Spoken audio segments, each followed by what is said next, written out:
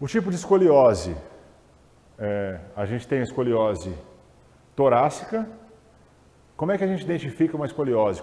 Qual que é a condição mais fácil, né? Mais gritante para a gente avaliar? Um ombro mais elevado que o outro. Tá? Essa é a principal pista que nos dá para a gente do padrão escoliótico. E o que a gente observa, né?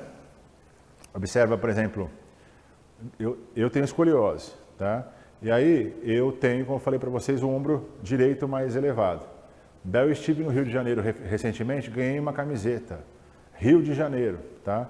E aí eu me olhei no espelho, o Rio de Janeiro estava assim, ó, Rio de Janeiro. Então, em vez de estar alinhado, né, está torto aqui o Rio de Janeiro, por causa da minha escoliose. Então marcou essa posição, essa escrita dessa frase da camiseta que eu ganhei. Então, pela posição dos ombros, é uma condição mais fácil, mais identificável frente do alinhamento dessa escoliose, principalmente torácica.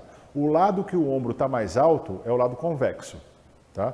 Lado convexo, ó, o lado côncavo é o flexionado. Então, o lado mais alto, lado convexo. E aqui o lado côncavo.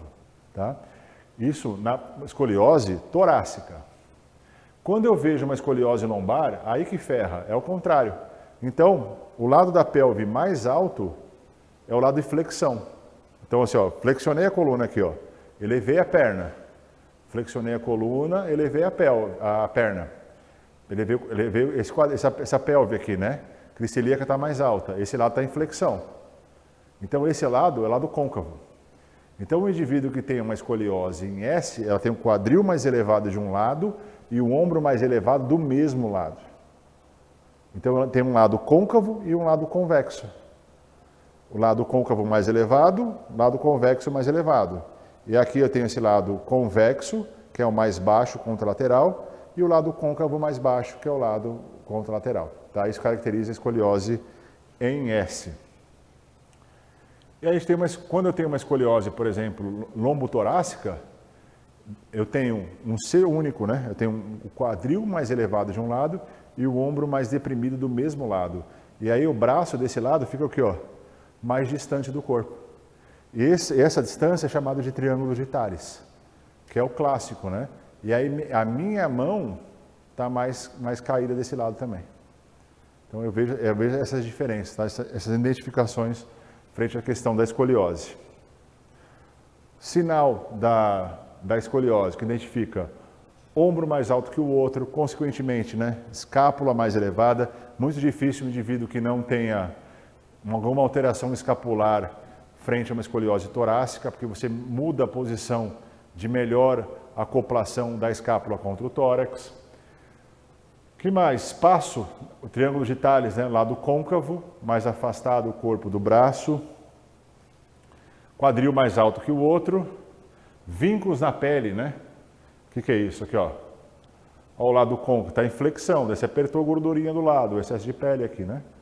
Ó, o lado côncavo, o espaço do tronco com relação ao braço, é o triângulo de Thales. Ó, o problema escapular, aqui no lado convexo, lado côncavo. O que aparenta também, né? O escoliótico parece que tem um ombrão mais curtinho no lado convexo, mais largo no lado côncavo, né?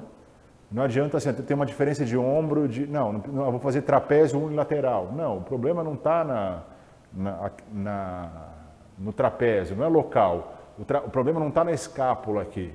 Não adianta você fazer romboide para esse... Não, o problema está na coluna.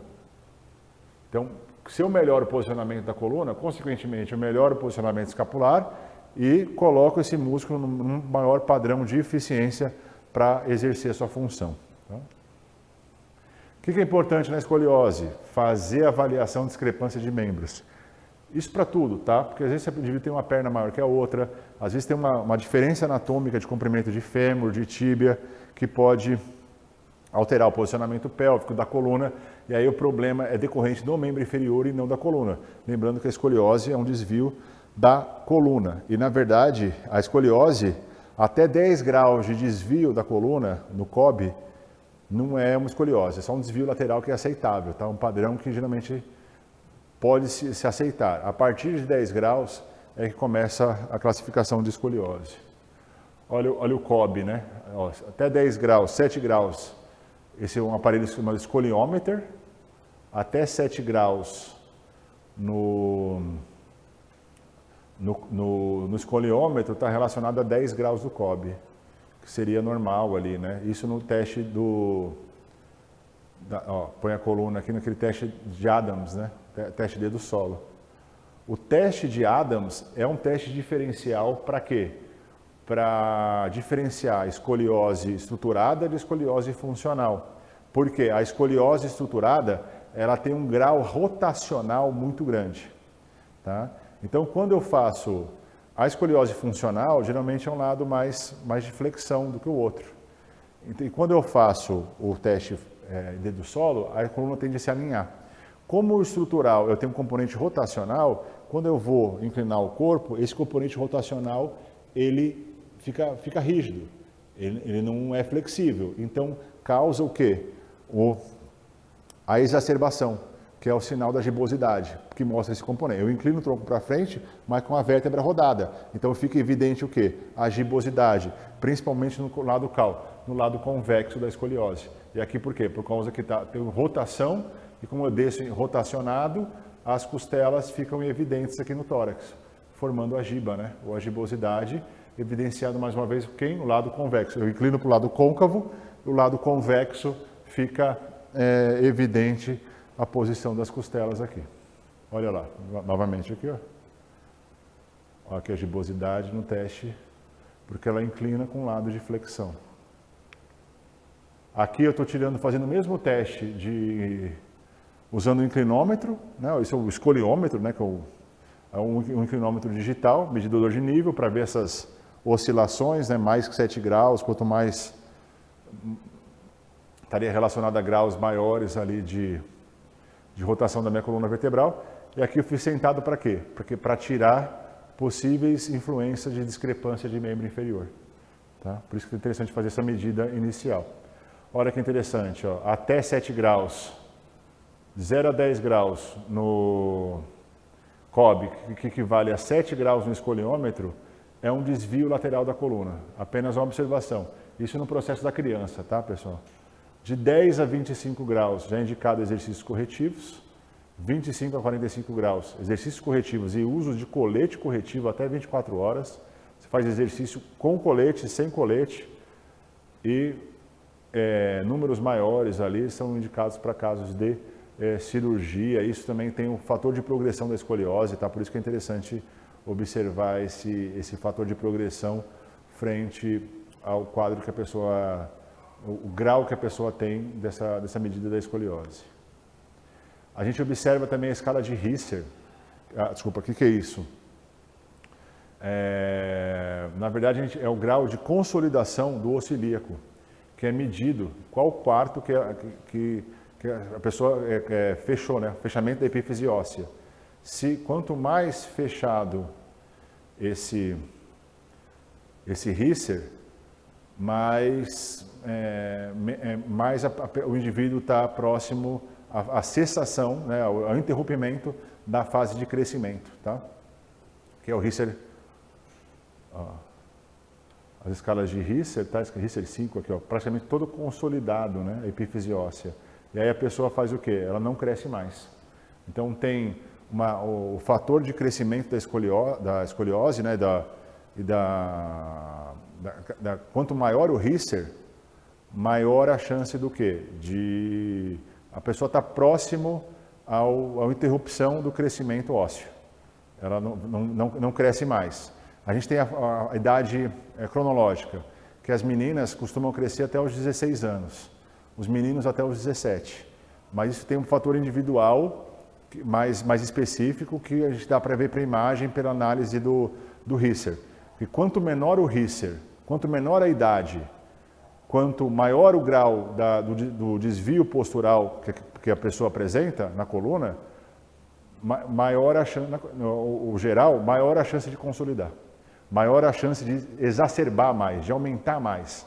Por quê? Quando a pessoa está com o Risser quase já fechado, tem um desvio postural, ele tende a não aumentar tanto. Por quê? Porque ele não vai crescer tanto.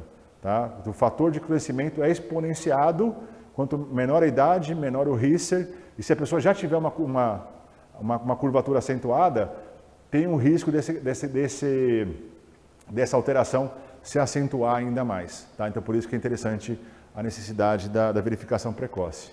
E aqui, esse método de Nash e Moe é para ver o grau da rotação.